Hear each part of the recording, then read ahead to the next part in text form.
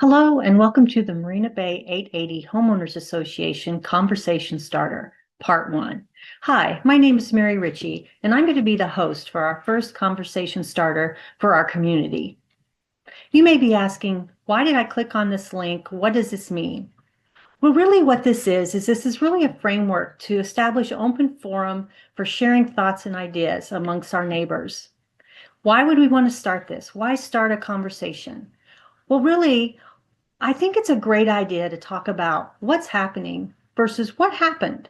So this is a way to do that. This is a way to talk about what's happening as it happens as opposed to after the fact.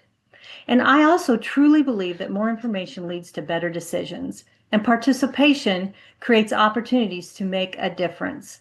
Both of those things, all of those things go together in strengthening our community. And this framework is really going to try to bring out 3 points in every conversation to limit the time. Here's the 3 points for today. These are all budget focused. The reason they're budget focused is because our budget came out a week ago and it's going to be voted on Friday. So it's that time of year when we're looking at the budget. So the 3 points I wanted to talk about today were: where is the remediation budget, salaries, and insurance? Let's look first at the remediation budget. First of all, where is it? As we go through this project, we received that $3 million as a settlement for remediation. But right now, unless I've missed it, I have not seen anywhere where it's been published or put on the building link where we started out with the $3 million of budget. We talked about what the budget was, what the bids are, where we're at. I really have an expectation that this would happen. And here's my expectation, is that we would start out with something that looks similar to this. Doesn't have to look this way, but really the content should be: here's our settlement. Here's all the phases that were included in why we received the settlement for the remediation project. Here was the budget on how they came up with the 3 million and felt that that was going to be enough. And then we would track the bids, the actual expenditures, and see if we were over and under. And as we work through that, we would come down and we would see at the end, did we go over or under? And we not only at the end, but as the process goes along, as the project goes along. We also would be able to see, well, we've already spent some money. We spent some money in engineering fees. We've spent some money in legal fees, and also some water intrusion work that was already previously done. So these could be tracked along with the whole project and really understand, are we over or under? And as we do that, that will help us. Nobody wants to sit here a year from now, or a year and a half, or 2 years from now, and be looking at a special assessment to complete the project. So if we know early what's happening, and we track it frequently, and we monitor it frequently, then that will have that awareness that may lead to different decisions and better conversations among us as neighbors. Next, let's look at salaries.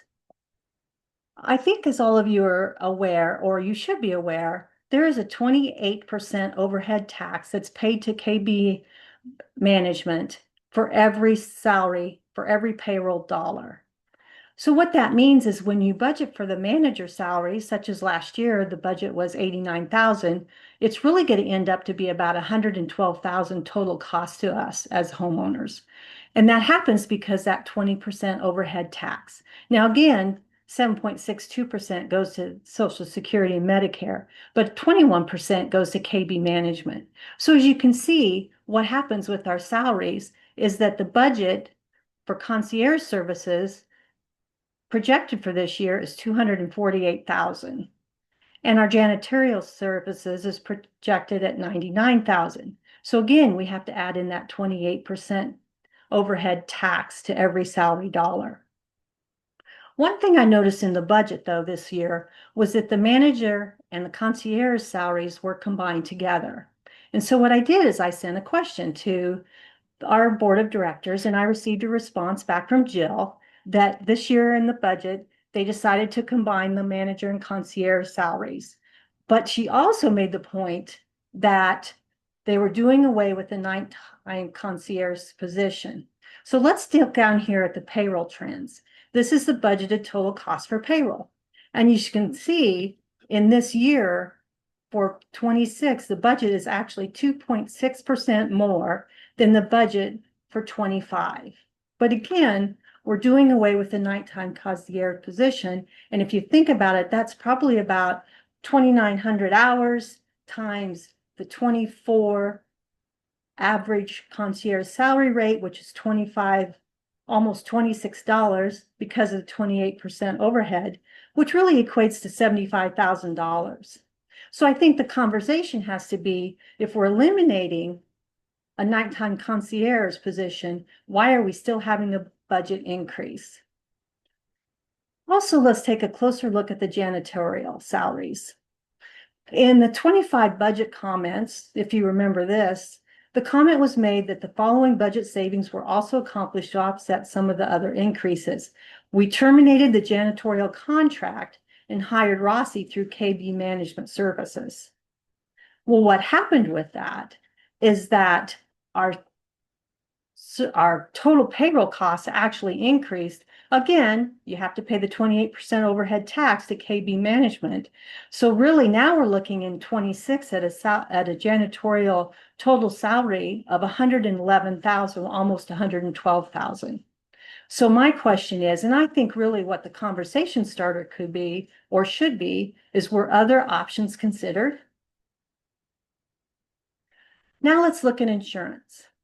The insurance summary for this year was 371,572. And if we look at that summary, it includes property, flood, our liability, as well as workers' comp, umbrella, and the total amount came down to 371,572. Now that covers a whole year, although the time that the policies start is different.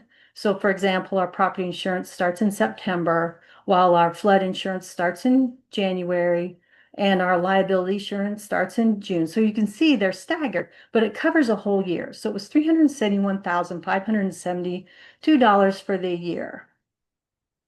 But when you think, if you look at our budget, our insurance budget for 26 is $419,579.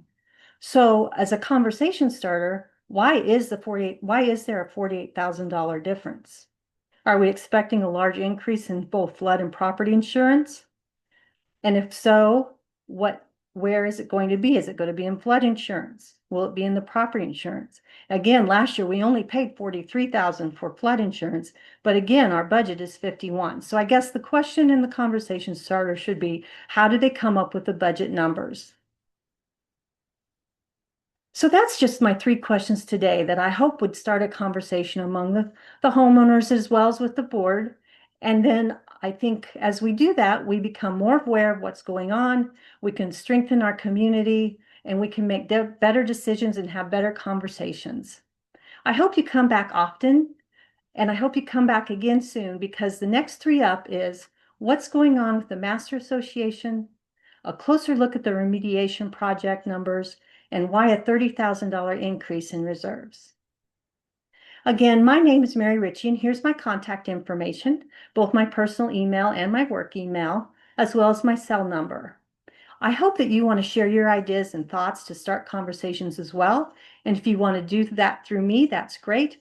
But you're also welcome, I think, to start your own posts, start your own conversation and thoughts, and let's just share and strengthen our community. Thank you for your time. I hope you're having a great day, and we'll talk soon.